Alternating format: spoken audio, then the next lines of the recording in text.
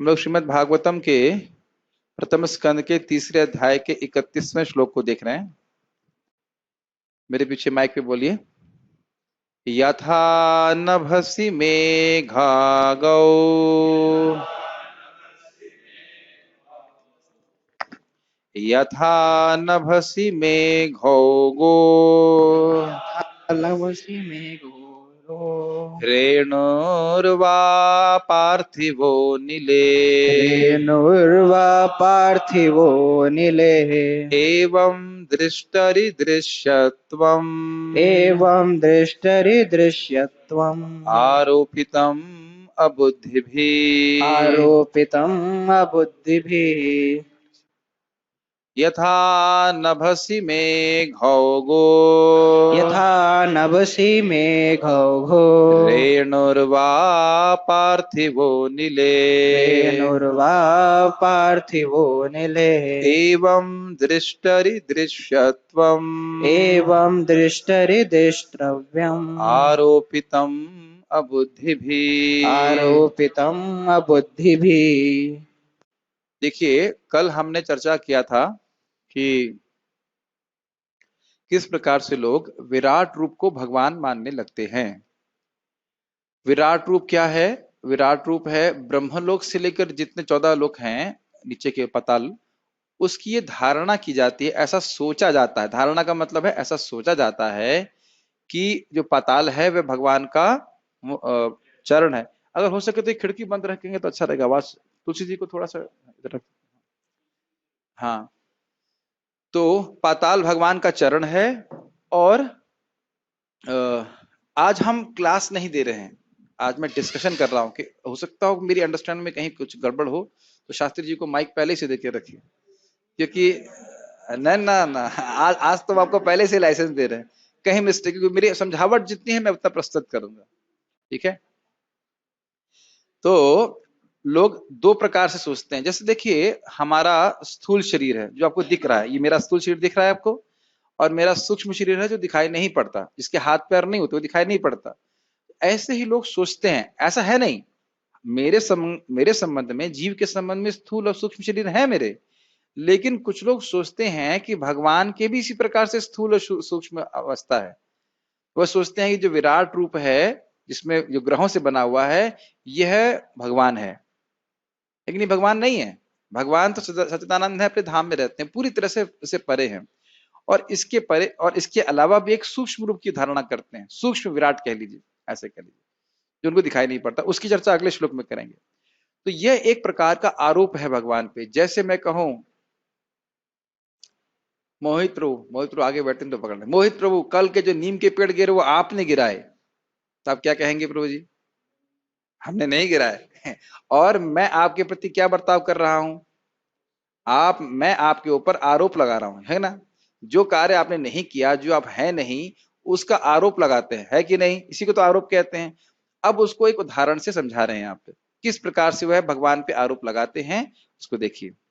और वही बात जीव पे भी घटित होगी। जिस प्रकार से हम जीव को पे इस स्थूल और सूक्ष्म शरीर का आरोप लगाते हैं कि मैं ये शरीर हूं, या वो ये शरीर है, या उसका वो मन इस प्रकार का है, तो उसी प्रकार से वो भगवान के ऊपर भी धारणा लगाते हैं कि ये विराट रूप भगवान है, ये विराट का सूक्ष्म रूप भगवान है। ना, वो दोनों ही भौतिक धारणाएं गलत हैं। इसीलिए इसका वर्णन करने के बाद श्रीमद् भागवत में इसका वर्णन होता है कि इस पे ध्यान नहीं करना है। लेकिन ये उन लोगों के लिए ध्यान करने के लिए बोला गया है जिन लोग की चेतना बहुत मतलब जड़ है, और जड़ के बाहर कुछ देख नहीं सकते। तो हम लोग को ऐसा नहीं करना है, हम लोग को हरे कृष्ण मंत्र पे ध्यान करना है, भगवान की लीला का स्मरण करना है। समझ में आ रहा है बात? लेकिन ये इसलिए कुछ लोग ऐसा सोचते हैं, इसीलिए विराट रूप को अवतारों में नहीं शामिल किया गया था, क्योंकि विराट रूप भौतिक धारणा है, विराट रूप आध्यात्मिक नहीं है। समझ में आ रहा है? अब उसको कह रहे हैं यथा। जैसे ही शब्द आएगा यथा, यथा मतलब जैसे, जैसे का मतलब हो गया हम यहाँ पे कोई दृष्टांत प्रस्तुत कर रहे हैं। जैसे जैसे मैंने अभी बोला, जैसा, जैसे ही आप शब्द यूज करते हैं जैसे, अर्थात इसको आप कुछ दृष्टांत प्रस्तुत करना चाहते हैं। दृष्टांत मतलब उदाहरण। कह रहे हैं नभसी मेघौघ हो, मेघ ओघ, मेघ ओघ मतलब मेघों का समूह। तो लोग कहते हैं कि नभसी, नभ मतलब होगा आकाश, आकाश मेघों से ढका हुआ है। क्या ये आपने सुना है कि नहीं सुना है? और अभी अगर आप बाहर जाएं तो क्या आप ऐसा नहीं बोलेंगे कि आकाश मेघों से ढका हुआ है? सूरज नहीं दिख रहा है और आकाश मेघ बादलों से ढका हुआ है, क्या ये नहीं बोलते? क्या ये सही है? आकाश तो सर्वव्यापी है, तो आकाश कहां से बादल से ढक गया? या फिर अब एक प्रश्न किया जाए, शास्त्री जी को नहीं पूछें, शास्त्री जी को पता है। सानो प्रभु माइक लीजिए। जब बादल नहीं होते हैं तो आकाश का रंग क्या होता है? माइक में बताइएगा। वास्तव में आकाश का कोई रंग नहीं है। अरे बहुत तेज हो गए हैं। ठीक है, सानो प्रभु बहुत तेज हो गए हैं, लेकिन वैसे आकाश का वैसे तो ठीक है, तो बुद्धिमान हो गए हैं, अबुद्धि भी नहीं है। तो आकाश का कोई कलर नहीं होता है, लेकिन हम लोग सोचते हैं आकाश जो है नीले कलर का है। बोलते हैं आकाश कितना सुंदर नीला आकाश है, नीला आकाश, नीला आसमां, ऐसे करके एक गाना याद आने लगा। जो भी है, तो ये है आरोप किया जा रहा है। आरोप समझ रहे हैं, उसमें वह गुण नहीं है, लेकिन उस गुण का उसके ऊपर आरोप कर रहे हैं। ये उदाहरण पहले समझ में आया, आकाश वाला, आकाश पे नीला कलर मानना, और या आकाश को ये कहना कि आकाश बादलों से ढका हुआ है, यह सब आरोप है। ठीक है, उसके बाद कह रहे हैं रेणुर्वा पार्थिवो नीले। पार्थिव का मतलब होता है, क्या वहां से पानी आ रहा है? अच्छा, तो अरे भाई देखिए, ये इतना कोई बड़ा घटना नहीं हुई है कि आप लोग उस भागवत से अपने मन को हटा लें। हमने सुना था, कल हम समाहित होकर सुनेंगे तब हमारे दुखों की निवृत्ति हो। ठीक है, कुछ क्या बम गिर गया वहां पे क्या? रेणुरवा, अरे इधर आके बैठ जाइए, क्या कठिनाई है? अगर वहां बैठे कुर्सी बैठ जाइए, यहाँ बैठ जाइए, व्यासन से बैठ जाइए। क्या दिक्कत है? अब मैं नीचे बैठ के क्लास दे दूंगा, उसमें कोई कठिनाई नहीं है, लेकिन डिस्टर्ब मत, क्योंकि देखिए फिलोसफिकल बात है, फिर समझ में नहीं आएगा। रेणुर्वा पार्थिवो निले। अनिल का मतलब क्या होता है? वायु। Very good. पार्थिवा का अर्थ होता है पृथ्वी, समझते हैं, पृथ्वी, तो वही शब्द पृथ्वी है। पार्थिव मतलब पृथ्वी का। रेणुर्वा पार्थिव, रेणु, रेणु मतलब धूल के कण, वह किसके गुण हैं? पृथ्वी के। लेकिन अब कभी कभी कहते हैं आज ये वायु जो है वो बहुत गंदा है। वायु गंदा नहीं है, धूल जो धूसरत्व है, धूलिका का गुण है, वह पृथ्वी का है, उसको हम अब वायु पे आरोपित करते हैं। दो उदाहरण समझ में आए? अनुपम कृष्ण प्रभु बताएंगे पहले और दूसरे उदाहरण। ये समझ में आना चाहिए श्लोक, तब समझ में आएगा कि क्या गलती हो रही है।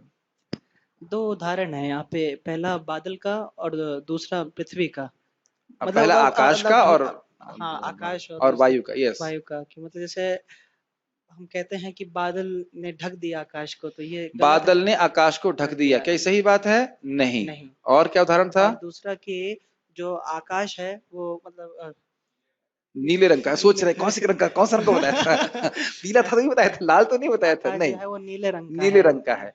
तो इसका क्या आकाश का कलर से कोई संबंध है? नहीं है। क्या आकाश को आच्छादित कर सकता है? नहीं है। दोनों ही बातें नहीं है। ठीक है, हाँ, अब ये कह रहे हैं एयर पोल्यूशन, एयर पोल्यूट नहीं होती है, उसमें कुछ तत्व आ जाते हैं। वो तत्व किसके, गुण किसके हैं? उस केमिकल के हैं जो नीचे वस्तु में प्राप्त है। यही तो बात है। अब कह रहे हैं उसको फिर एवं, जैसे होता है ना उदाहरण में, जिस प्रकार तो इस प्रकार। एवं दृष्टरि दृश्यत्वम, दृष्टरि मतलब जो देखने वाला है, मेरे शरीर में अनुभव करने वाला, देखने वाला मतलब अनुभव करने वाला कौन है? आत्मा।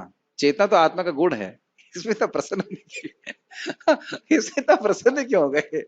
जो भी है, ठीक है। और दृश्यत्व, दृश्य क्या प्रस्तुत हो रहा है मेरे शरीर में या हम सभी के शरीर में? अरे दृश्य समझ में आता है, टीवी में कुछ दृश्य दिखता है, तो जो दिख रहा है उसको दृश्य कहते हैं।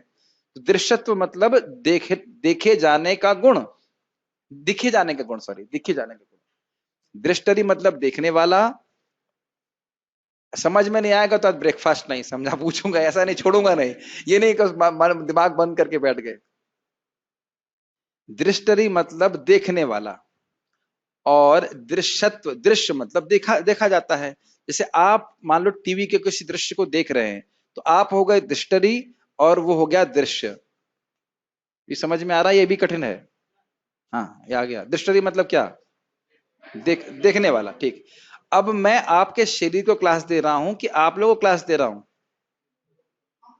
हाँ, आपको देख रहा हूं। तो यानी क्लास को ग्रहण करने वाले आप हैं, ना कि आपका शरीर है। ये दोनों में अंतर देख पा रहे हैं? शरीर और शरीरी में अंतर देख पा रहे हैं कि नहीं देख पा रहे हैं? तो हम क्या कह रहे हैं, ये दो बात इस प्रकार से घटित होगी। तो विराट रूप का आरोपण भगवान पे किया जाता है। भगवान सबको देखने वाले हैं, लेकिन हमें क्या दिख रहा है? जगत दिख रहा है। दिख रहा है कि नहीं दिख रहा? जो लोग दिख रहे हैं वो दिख रहे हैं, और उनका आरोपण भगवान पे कर रहे हैं। समझ में आई बात? जैसे हम शरीर, ये स्थूल और सूक्ष्म शरीर नहीं है, लेकिन इनका आरोपण हम अपने ऊपर करते हैं या दूसरों पे करते हैं। ये बात समझ में आ रही है? आरोप भाई, ये क्या नाम है आपका, दाशरथी प्रभु, ये बहुत खराब आदमी है। मान लो ऐसे कोई बोलता है, कौन खराब है? शरीर खराब है। शरीर शरीर नहीं, नहीं, शरीर में क्या क्या खराब है? पृथ्वी खराब है, जल खराब है, वायु अग्नि, वो तो बराबर है आपके शरीर में मेरे शरीर में। चलो यहाँ एक गड़बड़ हुआ ना, शरीर दिख रहा है, बुरा मत मानेगा, मैं एग्जाम्पल दे रहा हूँ किसी का, मैं अपना ना एग्जाम्पल भी ले सकता हूँ। ठीक। अच्छा, कभी कभी कहते हैं नहीं वो बहुत कामी, मैं आपकी बात नहीं कर रहा हूँ, वो व्यक्ति कामी है, क्रोधी है, वो क्या है? वो है उसके सूक्ष्म शरीर का एनालिसिस है। और उन दोनों को हम आत्मा पे आरोपित करते हैं। कितना बड़ा अपराध है कि नहीं? है ना अपराध? उसको तो देख नहीं रहे, उसके स्थूल और सूक्ष्म शरीर का एनालिसिस कर रहे हैं। और अच्छा चलिए, उसने तो किया, जब हमको बोला जाता है तो हम भी आरोपण कर लेते हैं, अरे उसने कितना खराब बोला हमको। या हम अपने शरीर को संतुष्ट करके, संतुष्ट करने का प्रयास करने में सोचते हैं कि हम स्वयं संतुष्ट हो जाते हैं, है कि नहीं? ये कितना बड़ा इल्यूजन है। आप समझ रहे हैं मेरी बात? ये श्लोक बहुत सिंपल लगता है, लेकिन इसकी एप्लीकेशन बड़े गंभीर है। प्रभुपाद जी इस बात को तात्पर्य में लिखेंगे, इसलिए मैं बात बोल रहा हूं। ये आरोप ऐसा नहीं कि दूसरे लोग कर रहे हैं, मैं स्वयं भी आरोप कर रहा हूं। मैं जो दृष्टि, मैं देखने वाला, इस दृश्य शरीर से अलग हूं। पार्थ प्रभु समझ में आ रहा है? दृश्य और दृष्टि किसको पल्ले नहीं पड़ रहा? माइक दीजिए इनको, माइक पे पड़े। किसको पल्ले नहीं पड़ रहा है? मेरे मेरे मन को, मतलब कौन बोल रहा है ये? अंदर आप से बोल रहे हैं कि आपका मन बोल रहा है? मन बोल रहा है। मन बोल रहा है। अरे, आप कौन आत्मा हो? आत्मा समझ आत्मा रहे हैं ना? आत्मा अनुभव करने वाला आत्मा है, वो हमको नहीं दिख रहा है, लेकिन अनुभव करने वाला आत्मा है, वो दृष्टि है। आपको समझ में नहीं आ रहा है, तो ये भी एक अनुभव है ना कि मुझे समझ में नहीं आ रहा है। क्या इस माइक को ही समझ में नहीं आ रहा है कि उसे समझ में नहीं आ रहा है? कुछ भी अनुभव नहीं हो रहा, ना समझ में आ रहा है ना नहीं समझ में आ रहा है। यहां दो प्रकार के अनुभव हो रहे हैं, एक को समझ में आ रहा है और एक को नहीं समझ में आ रहा है, लेकिन दोनों को अनुभव करने वाला एक जीव है। ठीक है? और वह उस सूक्ष्म और स्थूल शरीर से परे है, अलग है। इस बात को आगे स्थापित किया जाएगा। बहुत कठिन हो रहा है। दृष्टि दृश्यत्व। आरोपितम अबुद्धि भी, जिनकी पास बुद्धि नहीं है वह ऐसा आरोप करते हैं। ठीक। अनुवाद, इसीलिए मैंने और कोई टीका नहीं रखे, हम केवल प्रभुपाद जी की टीका पढ़ेंगे। तो प्रोसेस वैसे घूमने लग जाएगा, क्या बोल रहे हैं। इस श्लोक पे बड़ी मेहनत करी थी, तब जाके थोड़ा समझ में आया था। ठीक है, तो ये लिंक तो समझ में आ रहा है। जो बात पहले बोली गई थी पिछले श्लोक में कि विराट रूप पे आरोप करते हैं, उसको उदाहरण से प्रस्तुत कर रहे हैं आप। ठीक है, ओके। उद्धव कीर्ति प्रभु, दृष्टि कौन है? अब एक देखिए, एक अमेजिंग चीज देख रहे हैं आप। मैंने इनका नाम लिया तो केवल प्रभु जी सतर्क हुए। आप लोग बाकी सोचे अरे हमसे तो पूछा ही जा रहा है। याद आ रहा है? याद आ रहा है? हमने एक शब्द बोला था, ज्ञान शक्ति। यस सर, फिर से बताइए ज्ञान शक्ति क्या होता है? पार्थ प्रभु बताएंगे ज्ञान शक्ति क्या होता है। अभी आपने, मैं जानबूझ के ये ड्रामा किया था। जैसे, हाँ, जैसे मैंने उद्धव कीर्ति प्रभु का नाम लिया, बाकी लोग रिलैक्स हो गए, मेरा नाम नहीं लिया गया। और प्रभु जी एकदम से, अरे क्या मेरे को क्यों बुलाया है? यस, ज्ञान शक्ति मतलब मैं हूँ और मैं अलग हूँ दूसरों से। Very good. जैसे अभी उद्धव कीर्ति प्रभु ने अनुभव किया कि उनका ही नाम पुकारा गया है और किसी का नाम नहीं पुकारा गया है कि नहीं? क्या ये रूम जो है ये सब अनुभव कर रहा है? नहीं कर सकता। अब देखिए, बार बार सुनने से ये खाली बोल ही रहे हैं, समझ में आ रहा है आपको ज्ञान शक्ति वाले बात। अब देखिए, जब मैं आपसे बात कर रहा हूं, बाकी लोग हंस रहे हैं, आप हाँ हाँ हाँ हाँ से कर रहे हैं, क्योंकि आप जान रहे हो कि मैं आपसे बात कर रहा हूं।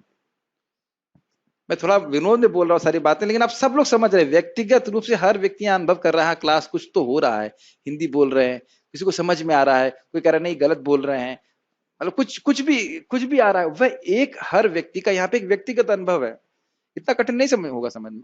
The experience is your individual experience, make sense, ये बात बोल रहे हैं। लेकिन हम क्या सोच रहे हैं कि जो हमारे शरीर का परिवर्तन है या जो हमारे मन की परिवर्तन है वो मेरे हैं। शरीर में कोई कष्ट आता है तो मैं सोचता हूं कि मेरे कष्ट है, जबकि हम ये बोलते हैं मेरा लीवर खराब है, मेरा पेट खराब है, जबकि ये नहीं सोचते कि ये मेरा है, मैं नहीं हूं। इससे क्या हम, अब कोई प्रश्न करेंगे क्या इससे हम दुख से बच जाएंगे? हाँ, कष्ट से नहीं बचेंगे, दुख से बच जाएंगे। कष्ट होगा, कष्ट होगा, लेकिन हम उससे अपनी पहचान नहीं करेंगे। हाँ, pain is inevitable but suffering is optional. ये जब समझ आ रही है, दुखी नहीं होंगे उससे आप। अच्छा, एक छोटा एग्जाम्पल मैं आज सोच रहा था, जैसे कल रात में भक्त लोग गए, कहे बहुत नुकसान हो गया, बहुत नुकसान हो गया, पेड़ गिर गए, पेड़ गिर गए।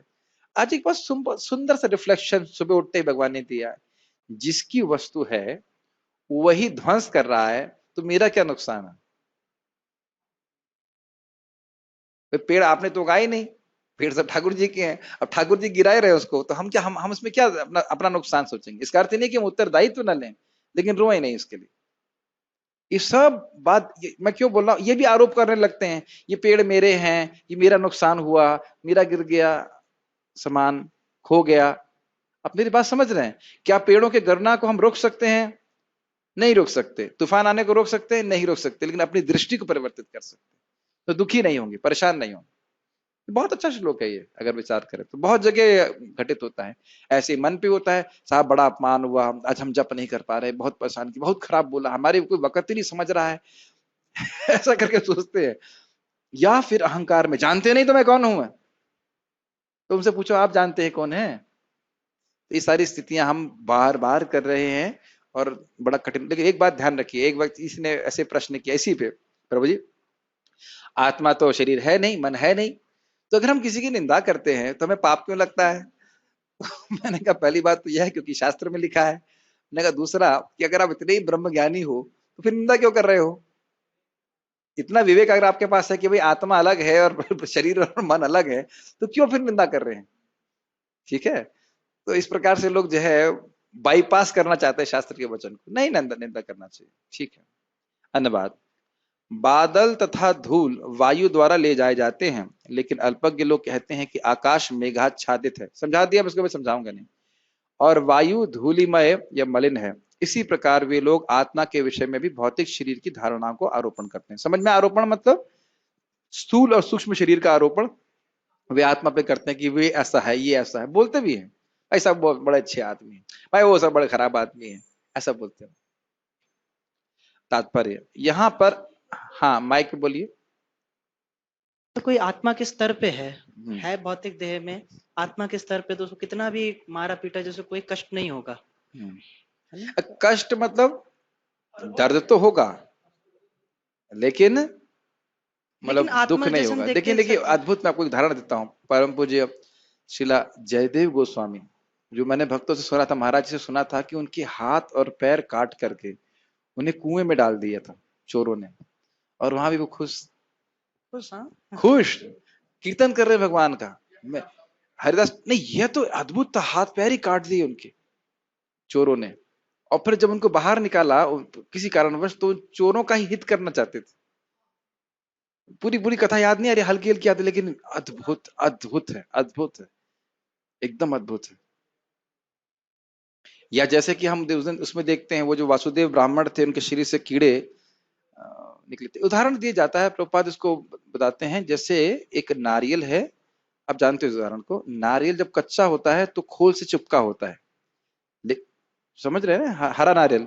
लेकिन जब आप नारियल को धूप में रख देते, धीरे धीरे करके अंदर ही रहता है वो, लेकिन पूरा तरह डिटैच हो जाता है। जैसे दधीची ऋषि अपना शरीर दे दीजिए, जैसे मैं कहूँ मेरे को कुर्ता दे दीजिए अपना, नहीं अभी देने की जरूरत नहीं है, लेकिन मान लो जी कुर्ता नहीं, सॉरी ये चादर दे दीजिए, तो कोई कठिनाई नहीं है।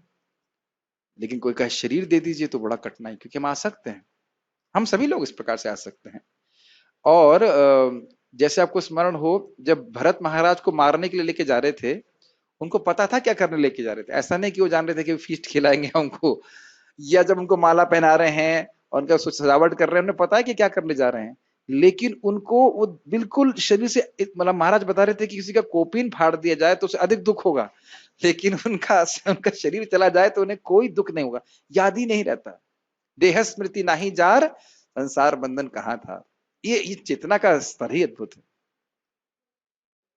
तो का ये अनुभव रहता है कि जो शरीर पूरी तरह से आत्मा में स्थित होते तो शरीर के कष्ट उनको उससे प्रभावित नहीं होते। क्या प्रमाण है? मतलब अनुभव भी नहीं होता। देखिए, सुखम आत्यंतिकम यतद बुद्धि ग्राह्यम अतीन्द्रियम वेति यत्र न चैवायम सतत चलते तत्वतः और दुखे ना विचालित, ऐसे करके गीता में श्लोक आता है। जब इस व्यक्ति आत्यंतिक सुख की अनुभूति हो जाती, चाहे कितना भी बड़ा दुख हो, भक्त उससे प्रभावित नहीं होते। जैसे वृत्तासुर, एक वो उनका गला काटता रहा था, वज्रवश से पहले शरीर त्याग दिया था, कोई प्रभावित नहीं थे। फिर एग्जाम्पल परीक्षित महाराज, आने दो सर्प को, हमें कोई दिक्कत नहीं, आप कृष्ण कथा करते रहिए। लेकिन ये भाव के स्तर पे, भाव के स्तर से पहले शरीर हमको परेशान करेगा, इसलिए शरीर का ध्यान रखना पड़ेगा। लेकिन भाव स्तर पे पहुंच गए, फिर कोई ध्यान नहीं। प्रहलाद महाराज सुना आपने, सोच रहे थे कहाँ सर्प में डाल रहे हैं, कहाँ डाल, कुछ कोई उनको ध्यान ही नहीं है, पूरी तरह चित्त कृष्ण ने ग्रहण कर लिया था। तो भाव के स्तर से नीचे जब हम हैं तो हमको शरीर का ध्यान रखना पड़ेगा। श्रील भक्ति विनोद ठाकुर जी इस बात को बोलते हैं। तो प्रभु जी, अभी जो हमें कष्ट अनुभव होता है वो मन बुद्धि जो हम अपनी पहचान करते हैं उससे होता है। Yes yes. जैसे कि हम कहें कि भाई आज मैंगो जूस नहीं मिला, अतृप्त रह गया, तो किसको नहीं मिला? मैं प्रसाद के रूप में नहीं कह रहा हूं, मन की एक अनुकूल वृत्ति को हम सुख कहते हैं। ये समझते हैं ना, कुछ चीजों को मन अच्छा मानता है और मन कुछ की प्रतिकूल वृत्ति को दुख कहते हैं, तो उससे पूरी तरह डिटैच हो जाता है। अब देख लीजिए, जैसे कि देखते हैं मन और बुद्धि तो ये जड़ है, ये तो अनुभव नहीं कर सकता, लेकिन हम इसके अपना पहचान कर रहे हैं, और ये मिथ्या अहंकार के द्वारा होता है, भगवान की माया शक्ति के द्वारा होता है। माइक दीजिए प्रभु जी को। आप देखिए, कोई व्यक्ति बुरा बोल दे तो बहुत खराब लगता है। यस, भौतिक जगत में भी हम देखते हैं कि अगर हमारा ऑपरेशन होता है और हमें बेहोश किया जाता है तो हमें अनुभव नहीं होता। जैसे मेरा ही ऑपरेशन हुआ था, मेरे सामने ही काटा जा रहा था, मैं सब कुछ महसूस हो रहा था, लेकिन मुझे दर्द नहीं हो रहा था। तो उस तरह से अगर नहीं, लेकिन देखिए समझिए, वहां तो कष्ट ही नहीं हो रहा था, लेकिन भक्तों को कष्ट भी हो तो वह भक्ति के सुख में इतने पूरित है कि उसको मतलब उनको उसको गणना नहीं करते। जैसे श्रील प्रभुपाद जी के अंत समय में, प्रभुपाद जी की जो शारीरिक स्थिति बहुत खराब थी, डॉक्टर कह रहा था कि इस ऐसी स्थिति में तो व्यक्ति को चीखना चाहिए। प्रभुपाद जी भागवतम अनुवाद कर रहे थे, completely transcendental to material body. वह तो जब हम उस स्थिति में होंगे तभी समझेंगे। एक और एग्जाम्पल मैं याद कर आ रहा है, श्रील भक्ति तीर्थ महाराज, उनको बोन कैंसर हो गया था, ल्यूकेमिया हो गया था, वो सब बोन में प्रवेश कर गया था, तो उनके हाथ भी टूट जाते थे। और उन्होंने मेरे गुरु महाराज को बोला, इंग्लिश में बता रहा हूं, मुझे याद है, उसी को सुनकर मुझे ज्वाइन करने की प्रेरणा मिली कि I will not trade this situation of mine with anything in this world, because I am relishing the holy name as I have never relished before. कह रहे थे कि ये जो बोन कैंसर की स्थिति है, जो कष्ट की स्थिति है, ये मैं किसी से इसको चेंज नहीं करने वाला। कोई कहे कि हमको दे दो तो हम वापस लेंगे ना, क्योंकि जितना हरि नाम हरि कथा का आस्वादन मैं अब कर रहा हूं उतना मैंने कभी नहीं किया। ये चीज बहुत अद्भुत है भाई, समझ में नहीं आता। ये भगवान जब अनुभव देंगे तभी व्यक्ति समझ सकता है। गुरु भाई महाराज भी इस प्रकार से थे, उनके बारे में तो नहीं जानता, इनका तो मैंने सुना, महाराज के सामने इस बात हुई थी। ऐसे एक और डिवोटी के बारे में था इस प्रकार से, वो जो मैनी मून्स करके एक पुस्तक लिखी गई है, उसमें भी ऐसे बताया, भक्तों ने शरीर त्याग रहे हैं और उनका अनुभव कहते हैं कोई मतलब नहीं। और वस्तुतः देखिए, शरीर में है क्या जिसमें हम आसक्त हों? आज ही मेरे मन में क्लास देना था, इसलिए विचार कर रहा था, मल मूत्र एक भी छेद नहीं जिससे कोई अच्छी चीज निकलती है, केवल वाणी से कोई अच्छा निकल सकता है अगर हम चाहें तो, वह भी अच्छा नहीं निकलता। तो आप देख सकते हैं कि सब कुछ गंदा है, फिर भी इससे छूटने का कितना डर है, आसक्ति है। अब इसका अर्थ ये नहीं कि आत्महत्या कर ले, जब तक शरीर है तब तक भगवान का भजन करे, लेकिन ये शरीर केवल कष्ट देने के लिए, ये हमारा मित्र नहीं है। ठीक है, तात्पर्य यहां पर आगे और पुष्टि की गई कि हम उन भगवान को अपने भौतिक नेत्र तथा इंद्रियों से नहीं देख सकते जो पूर्ण रूप से आत्मा है। यहां तक कि ये इंटरेस्टिंग बात है, दृष्टि मतलब जैसे आकाश दिख नहीं रहा है लेकिन कलर दिखाई पड़ रहा है, या बादल दिखाई पड़ रहे हैं, तो वो आरोप हो रहा है। जो देखने वाला है वो दिख नहीं रहा है, और जो दिख रहा है उसको देखने वाले पे आरोपित कर रहे हैं। मैं दिख रहा हूं आपको अनुपम कृष्ण प्रभु? नहीं दिख रहा है, सही कह रहे हैं। हंस क्या रहे हो, हर चीज पे हंस रहे हैं। अब देखो देखो, रुको रुको रुको, मैंने ये भी ड्रामा किया, हंसे ये और आप लोग सब इनके ऊपर हंसे, लेकिन इनको भी नहीं देख पा रहे है कि नहीं? समझ रहे हैं मेरी बात? ये बहुत बड़ा ज्ञान है, लेकिन आप मुझको नहीं देख पा रहे हैं। ये मैं बहुत प्रयास करता हूँ चित्त में बार बार लाने का, कि मैं उस व्यक्ति का एनालिसिस कर रहा हूँ मैनेजर बुद्धि से, लेकिन एक्चुअली मैं उसको नहीं देख पा रहा हूँ। कठिन होता है, बहुत आसान नहीं होता। हाँ, आश्चर्यवत पश्यति कश्चिदेनम, आश्चर्य इत्यादि, ठीक है। ये मन से कैसे पहचान करते, मैं सही हूं आप गलत है? बुद्धि से पहचान। आप कैसे सही हैं, मैं सही हूं, मेरा आइडिया ज्यादा अच्छा है, बुद्धि से पहचान करते। बहुत सारी पहचान चलती है, बहुत पहचान चलती है, और बहुत खतरनाक है। और अगर नहीं विश्वास हो तो मैनेजमेंट की जूम मीटिंग्स में आ जाइए, तो समझ में आएगा कि कितनी पहचान करते हैं लोग। यहां तक कि हम जीवों के भौतिक शरीर में विद्यमान आध्यात्मिक स्फुलिंग तक की पहचान नहीं कर पाते। ये तो स्पष्ट है, अभी हमने चर्चा कर लिया। हम शरीर के बाह्य आवरण या जीव के सूक्ष्म मन की तलाश तो करते हैं, लेकिन हम शरीर के भीतर का आध्यात्मिक स्फुलन नहीं देख पाते। इसको भी मैंने समझा दिया, नहीं देख पा रहे ना? अतएव हमें जीव के स्थूल शरीर की उपस्थिति के कारण जीव की उपस्थिति स्वीकारनी पड़ती है। इसी प्रकार जो लोग भगवान का दर्शन अपने वर्तमान भौतिक नेत्रों से या भौतिक इंद्रियों से करना चाहते हैं, उन्हें विराट रूप का ध्यान करने की सलाह दी जाती है। ये और उदाहरण समझ लीजिए भाई, जैसे मेरा शरीर चल रहा है, तो आप उससे अनुभव कर सकते हो कि मैं जिंदा हूं। शरीर तो मृत है, लेकिन शरीर को देख रहे हैं, शरीर चल रहा है, फिर हिलडुल रहा है, तो हम समझ लेते हैं हाँ भाई इंसान जिंदा है, वहां जीव है, आत्मा है। और जब मर जाएगा तो हाँ ये नहीं चल रहा है, शरीर को ही, तब भी शरीर को ही देख रहे हैं, अब इसमें कोई क्रिया नहीं है, तो ठीक है, जीव चला गया। यस, उसी प्रकार से कह रहे हैं कि जीव को, जिस प्रकार से शरीर को देख करके जीव का अनुमान लगा रहे हैं, जबकि जीव का जो गुण है वह शरीर से बिल्कुल अलग है। समझ में आ रहा है? उसी प्रकार से इस भौतिक जगत को देखते हैं, भगवान को देखने की शक्ति तो है नहीं, और इसी को मान बैठते हैं कि ये भगवान है, इतने बड़े हैं, ऐसे कर, ठीक है। लेकिन भगवान ऐसे नहीं है, भगवान सच्चिदानंदमय है। उदाहरणार्थ, जब कोई व्यक्ति अपने कार में बैठकर कहीं जाता है, उसे आसानी से देखा जा सकता है, तो उस कार की पहचान उसमें बैठे व्यक्ति से की जाती है। ये समझ में आई बात? कई बार प्रधानमंत्री, तो कई बार क्या, हमेशा अगर आप सर्च करो कि प्रधानमंत्री का कारवां, तो प्रधानमंत्री नहीं दिखेगा, लेकिन उसका कारवां, कारवां समझते हैं, एक के बाद एक कार, हाँ, काफिला, वही दिखता है। और हम क्या बोलते हैं, प्रधानमंत्री जा रहा है। क्या प्रधानमंत्री देख सकते हैं आप उस कार में?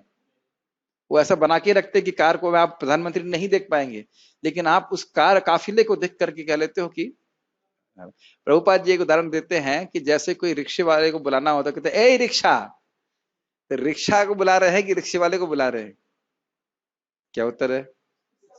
रिक्शे वाले को। या फिर जब कार में होता है, व्यक्ति कहता है ए रिक्शा हट, ए रिक्शा हट हट यहां से, तो रिक्शे को हटा रहे हो कि रिक्शे वाले को? रिक्शे वाले को एड्रेस कर रहे हैं, रिक्शे वाले को एड्रेस कर रहे हैं, लेकिन बोलते हैं ए रिक्शा हट। तो इसी प्रकार से रिक्शा बोल करके हम रिक्शे वाले को संबोधित कर देते हैं। समझ रहे हैं? तो ये बात है। जब राष्ट्रपति अपने विशिष्ट कार में बैठकर कहीं जाता है, तो हम कहते हैं वह रहा राष्ट्रपति। उस समय हम कार की पहचान राष्ट्रपति के साथ करते हैं। प्रभुपाद जी चक्रवर्ती पाद की टीका को एग्जाम्पल दिया जाता है, उसको आजकल कंटेक्स्ट में बता रहे ताकि हम समझ सके। ये प्रभुपाद जी की ब्यूटी है, नहीं तो बड़ा कठिन है समझना। इसी प्रकार उन अल्पज्ञ व्यक्तियों को जो बिना जरूरी योग्यता के ईश्वर का तुरंत दर्शन करना चाहते हैं, उन्हें ऐसा दिखाया जाता है कि विशालकाय भौतिक ब्रह्मांड भगवान का रूप है, यद्यपि भगवान भीतर तथा बाहर सर्वत्र हैं। एक बात, पहली प्रश्न ये है कि भगवान को देखने की जरूरी योग्यता क्या है? श्लोक सहित बताएं। Quiz number 1। Very good. प्रेमांजन छुरित भक्ति विलोचनेना संतः सदैव हृदयेषु विलोकयन्ति यम श्याम सुंदरम अचिंत गुण स्वरूपम गोविंदम आदि पुरुषम तम हम भजामि। प्रेम तो है नहीं, ना प्रेम करने का साधन कर रहे हैं, तुरंत भगवान देखने चाहते हैं। तो ये देख लो बच्चे, ये विराट रूप है, इसी को तुम भगवान मान लो। अब मैंने आपको बताया था कि कुछ लोग इस विराट रूप के प्रति बड़े आसक्त होते हैं, इतना बड़ा हाँ यही भगवान होंगे, इस प्रकार से। वैसे भागवत में यह प्रश्न भी किया गया है कि भगवान अगर केवल बड़े हैं तो ये विशेष कैसे हो गए। भाई जैसे मेरे पिताजी मेरे से पहले आए, तो वह उनका शरीर भौतिक है, उनके पिताजी का शरीर भौतिक है, ऐसे करते करते ब्रह्मा जी तक जाएं तो ब्रह्मा जी का शरीर भौतिक है। तो भगवान केवल बड़े हैं या बिल्कुल ही विलक्षण है? मतलब ब्रह्मा जी के पिताजी का शरीर भौतिक है या आध्यात्मिक, यह प्रश्न भी किया गया और ब्रह्मा जी से ही किया गया। मुझे ज्यादा स्मरण आ रहा, नारद जी ने पूछा था ब्रह्मा जी से। तो ध्यान देना होगा कि भगवान पूरी तरह चिन्मय है और ब्रह्मा जी का जो शरीर है वो भौतिक है। अब ये कैसे हो गया? भगवान की अचिंत्य शक्ति से आए, भगवान से ही हैं लेकिन भगवान की अचिंत्य शक्ति से इस प्रकार से हुआ, तो इसलिए उनको ऐसे दिखाया जाता है। तो यानी हम लोगों को विराट रूप पे ध्यान करने की आवश्यकता नहीं है। हरे कृष्ण मंत्र पे ध्यान करें, वही परफेक्ट है, वही भगवत प्रेम जागृत कराएगा और वही उसके द्वारा हम भगवान को साक्षात देख सकते हैं। इस प्रसंग में आकाश के बादल, अच्छा एक और इंटरेस्टिंग बात है, प्रभुपाद यहाँ कह रहे हैं भगवान भीतर और बाहर सर्वत्र हैं, और इसमें आकाश की जो उपमा है बिल्कुल परफेक्ट बैठती है। जब बोल रहे हैं आकाश मेघ के द्वारा आच्छादित है, क्या आकाश मेघ के द्वारा आच्छादित है? नहीं है। आकाश तो सर्वव्यापी है, लेकिन ऐसा बोला जाता है कि आकाश मेघ के द्वारा आच्छादित है। उसी प्रकार से यहां बोला जा रहा है कि ये देखो विराट रूप है, लेकिन भगवान तो कण कण में व्याप्त है, और उनको ये सोचना कि ये केवल विराट रूप है यही भगवान है, ये गलत बात है, ये अकारोपण है। तत्व भी सुनना चाहिए ना कभी कभी, क्या लगता है? इस प्रसंग में आकाश के बादल तथा आकाश की नीलिमा का उदाहरण किया जा सकता है। ये समझ में आ गया ना? आकाश बादल से आच्छादित नहीं रहता है, आकाश नीला नहीं होता है, लेकिन हम ऐसे सोचते हैं। यद्यपि आकाश की नीलिमा तथा आकाश भिन्न भिन्न है, किंतु हम आकाश के रंग को नीला समझते हैं, परंतु यह तो केवल अल्पज्ञ की सामान्य धारणा है। आगे वाला श्लोक हम कल देखेंगे, कुछ पॉइंट्स और सीखने वाली है। देखिए, जब हमारे मन में बुरे विचार आए तो हमें प्रयास करके अपने को डिसआइडेंटिफाई करना चाहिए। जैसे हमारे शरीर में भी तो बहुत सारे बुरे तत्व बाहर आते हैं, उसका वर्णन करने की जरूरत नहीं है, लेकिन इससे हम अपनी पहचान नहीं करते। उसी प्रकार से मन में बुरे बुरे विचार आते रहते हैं, जाते रहते हैं, उससे पहचान नहीं करनी चाहिए। उसको संतुष्ट करने का हमें कोई, we are not obliged, English में कहूंगा, we are not obliged to hear and do everything what the mind says. हमारा जो मन और बुद्धि कहते हैं, दूषित मन, उसको पूर्ण करने के लिए हम बाध्य नहीं हैं। और यह समझ ले कि हम इस शरीर और मन से भिन्न हैं, तो शरीर और मन की आवश्यकताओं को ही पूर्ण करने से मैं सुखी नहीं हो सकता। ये बात समझ रहे हैं? जब तक भगवान की भक्ति मुझे प्राप्त नहीं होगी, जो कि आत्मा की मूल आवश्यकता है, मैं सुखी नहीं हो सकता। मैं मतलब दृष्टि, मैं मतलब आत्मा। ये बहुत इंपॉर्टेंट बात हमें सीखनी पड़ेगी। और बार बार आरोपण होता रहता है कि शरीर ऐसा है, इसका अर्थ ये नहीं कि शरीर और मन के लिए कुछ भी ना किया जाए। शरीर की जो आवश्यकता है उसको पूरा करना चाहिए, लेकिन इसके पीछे लगे रह करके हम जीवन में संतुष्ट नहीं हो सकते। कोई प्रश्न है किसी का तो ले सकते हैं, 5 मिनट है, नहीं तो फिर हम रुकेंगे। Any questions? माइक पे बोलिए। जैसे मन जो है, आप कह रहे हो पहचान ना करो, सही सिद्धांत तो है, लेकिन क्या होता है जो पुराने संस्कार होते हैं, मन बार बार आपको मारता है अंदर से, उसको प्राप्त करो जाके, उसको प्राप्त अरे करो भाई, जाके। कोई डकैत है वो आपको बार बार मार रहा है तो आप कहेंगे हाँ ठीक है भाई, त्रिणादपि सूचना, पिटते रहे। जब वो मार रहा है तो आप भी मारिए। अब बीमारी का मतलब क्या मतलब सुनना नहीं है, न सुनना की आदत यह बद्ध जीव के लिए कोई कठिन नहीं है। है? मन की सुन लेता है। है ना? डिसओबीडियंट होना यह कोई कठिन नहीं है, ओबीडियंट होना कठिन है। क्यों मोहित, क्या लगता है आपको? तो वही बात है, अपने मन के हम दासत्व को स्वीकार किए हुए हैं, तो भाई कृष्ण और शास्त्र के अनुसार सुने, अभ्यास करें। ये आज मैं विचार कर रहा था, भक्ति में एक कठिनाई आती है क्योंकि हम अपनी पहचान मन से करते हैं, अपने शरीर से करते हैं, और इसी कारण से असत्संग को अच्छा मानते हैं। ये मेरी बात समझ में आ रही है? तो काफी साल के बाद ये समझ में आता है कि ये जो शरीर और मन की इच्छाओं को मैं तुष्ट कर रहा हूं, ये शरीर और मन मेरे दुश्मन है। मेरे कहने का अर्थ है इंद्रियां, ये मन मेरा दुश्मन है। क्या था? अनादिकाल से भौतिक वासना वासित मन, महक है जिसमें भोगों की, ये मेरा दुश्मन है। भाई जैसे भारत कभी चाइना पे विश्वास करेगा कि हाँ हिंदू, अब दोबारा एक बार तो कर चुके हैं, अब करेगा हिंदू चीनी भाई भाई? कभी नहीं करेगा। एक बार झगड़ा हो चुका है, बहुत नुकसान खा लिए, अब कभी विश्वास नहीं करेगा। मैं एक पॉलिटिकल उदाहरण दे रहा हूँ, देना नहीं चाहिए था, लेकिन लेकिन हम लोग बार बार धोखा खा करके भी विश्वास कर लेते हैं। इसीलिए व्यक्ति गलत बात, मैं खाली बोल रहा हूं, अब कभी विचार कीजिएगा, हम लोग कुछ सोच के नहीं बोलते, बहुत बार कभी सोचते नहीं इसका क्या, क्या ये भगवान का गुणगान है? ये मैं आप ही को नहीं बोल रहा, मैं अपने पे रिफ्लेक्ट कर रहा था कि so many times I am speaking, क्या ये बस से भगवान प्रसन्न होंगे? कि इसीलिए भगवान ने मेरे को शरीर, मानव शरीर दिया है, वाणी दी है, मैं इसको व्यर्थ करूं? इसे क्या किसी का फायदा होगा? ये सोचने वाली बात है। तो थोड़ा सा हम लोग रिफ्लेक्ट, अब मेरी बात समझ पा रहे हैं, वी बिकम रिफ्लेक्टिव कि मैं क्या बोल रहा हूँ, मैं क्या कह रहा हूँ, क्या एक भक्त को इस प्रकार से कहना चाहिए, क्या इससे भगवान संतुष्ट होंगे? तो धीरे धीरे अपने मन के दासत्व से व्यक्ति मुक्त होता है। ये हरे कृष्ण मंत्र को जप करने से बहुत लाभकारी है। जब जप करते हैं अच्छे से तो ये समझ में आता है, भागवत सुनते तो समझ में आता है कि ये नहीं कि जो मन मेरे में, मन जो भी काके कहेगा करेगा, उसे करने के लिए तैयार हो जाऊं। और दूसरी बात यह है कि अगर मन इंद्रियों के द्वारा कार्य नहीं किया है तो वह धीरे धीरे वो वासना समाप्त हो जाती है। ये बात समझते हैं आप लोग? अदृष्टात अष्टात भावात न भावो उपजायते। जैसे कल ही मैं कुछ गंगा जी के बारे में बोलना चाह रहा था, वो श्लोक बहुत दिन से पढ़ा नहीं तो गायब हो गया। ऐसा नहीं कि कभी नहीं पढ़ा है, ये याद है कि पढ़ा है, लेकिन याद नहीं आ रहा था। प्रथम स्कंद में अध्याय 1 में है, ये याद है कि प्रथम स्कंद अध्याय 1 में है, लेकिन श्लोक सामने बहुत दिन से सामने नहीं था तो गायब हो गया। आप लोग भी देखेंगे कि फिल्मी गानों के संस्कार मन में नहीं आते, नहीं आते ना?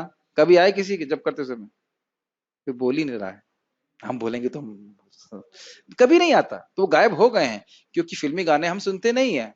तो उसी प्रकार से अन्य संस्कार भी चले जाएंगे, हरे कृष्ण मत जप करते रहे, बहुत शक्तिशाली है। ठीक है? और पॉजिटिव संस्कार डालते रहे भागवतम के जप करने के।